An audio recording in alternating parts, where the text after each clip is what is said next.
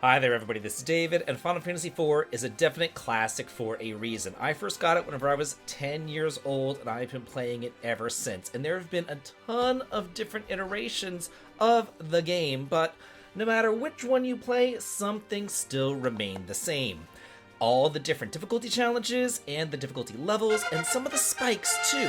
So I want to go ahead and give you 5 good hints and tips that will help you in your quest in Final Fantasy IV, and I do think that that's worth a sub, as I do try my hardest at 100,000 subscribers. With your help, your like, and your sub, I know that I can get there, so thank you so much for that. And now, let's start going through Final Fantasy IV and giving you all the best hints and tips to win.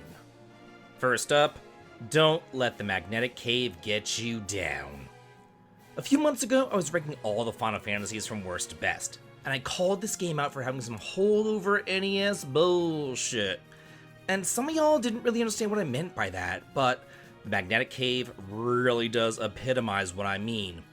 Yeah, the Sisters of Troia do tell you that anything metallic will weigh you down, but what they don't tell you is that if you have to have something as innocuous on as an iron armlet, your character will not only be permanently paralyzed, but if you have that on all 4 of your characters, you're going to be getting an immediate game over. You can't run away or anything, it's just an instant death. It's such crap, especially because you just got an airship before this dungeon, and the world just opened up to you. So you probably just go ahead and spent an arm and a leg on some cool new stuff. You know, like that silver equipment over on that island of midgets and pigs and toads. While at the same time, you probably sold all your old junk. So what you have to do is take your newly found airship to go around the world, and you buy the crappiest equipment that you can find for your guys. You know, like bows and arrows for Cecil, ruby rings and bard gear over in the Mist Village for everybody else. Then to top it off, you don't really have much magic to back you up either because, you know, Tella is just the worst. It is such a royal pain in the ass, and such a waste of money to have to do all this.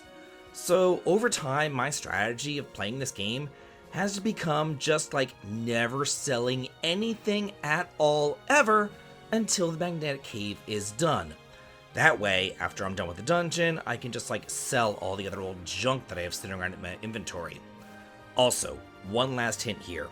Whenever you're fighting the Dark Elf and he transforms into his real snake form, he becomes susceptible to the tornado or the weak spell, and if you use that, it'll reduce his HP down to single digits, making defeating him child's play. Number 2, search for those secret passages. Don't just think that what you see is what you get. Like many older games of the time, Final Fantasy IV features plenty of secret passages and hidden items to be found, not only in caves, but also in the castles and the towns. The very first ones that you're going to be encountering will be the town of Baron itself, kind of like tucked away in the water and in the bushes. Then, later on in the underground waterway, there's this waterfall here that holds some pretty nice treasures. Also, after the castle of Damcyan is bombed, you can skirt the walls over to the right and find like a little treasure room. Much later on, whenever you revisit the Village of Mist, climb on into Iridia's fireplace and you'll find some powerful mage equipment stashed away. And then later, underground in the Dwarf Kingdom, you can climb up the towers and turrets and parapets and get a metric ton of treasure, not to mention grabbing the adamantite whenever you dive deep down into the Fame Arch, or grabbing the best equipment in the game over on the moon. No matter where you are, be sure to explore everywhere, because you never know what you're going to find. This here is definitely a game that incentivizes deep exploration, and you know, walking on into pitch black darkness. Number 3, some sneaky summons. Everybody's favorite caller? Well, I guess summoner also doubles as your vehicle for side quests in this game, because just about every single side quest here is linked to Iridia summons. First things first, there are 4 very rare summons that you can grab which are dropped by monsters. None of them are all that good, but they're there, I guess. First, right around Baron, you can grab the Goblin summon for Goblin Punch. Then later on in Mount Hobbs, you can grab a Cockatrice for early access to Stone. Then, in the Magnetic Cave, you can grab Mind Flayer. And finally on the moon, Bomb. But those are just some measly drops, and quite frankly, not really worth your hassle. But they are fun to get if you really want to. Later on, whenever you're able to fly over lava in the underworld, you can go on into Sylph's Cave and grab your little fairy friends, as well as meet up with another old friend and get a great throwing item for Edge too. Then south of there, you're going to want to dive right on into the Feymarch and fight Ashura and her husband Leviathan, gaining their abilities. And here's a quick hint for Ashura. Cast Reflect on her. That will stop her from healing. After defeating her, you'll be able to grab Leviathan, use lightning to kill him. Then once you have both, you can dive deep on into the basement of Baron Castle and find the old king, Odin, and you'll want to defeat him by hitting his lightning weakness too. And only then, once you have all those optional summons, the king of the summon monsters, Bahamut, will deign to join you on the moon. That is, if you can defeat him first. Number 4, level Cecil alone. This here is kind of counterintuitive, as you probably think that leveling up one party member instead of, all of them at once would be a complete waste of time. But because of the way that leveling works here in this game, you're much better off having Cecil's level as high as possible. After about a third of the way through, Cecil will change into a paladin, and he'll revert back on down to level 1. And it's here that you're going to want to kill off everybody else in your party, and then level him up on his lonesome.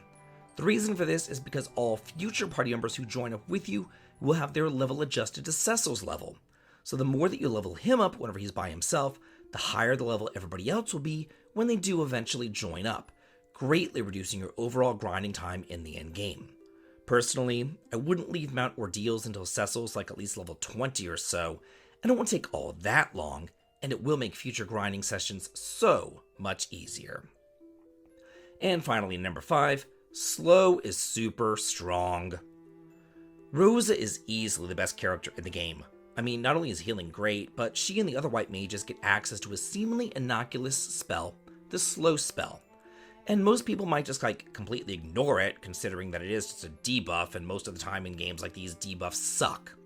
But I'm here to tell you that this particular debuff is the most overpowered spell in the entire game, bar none.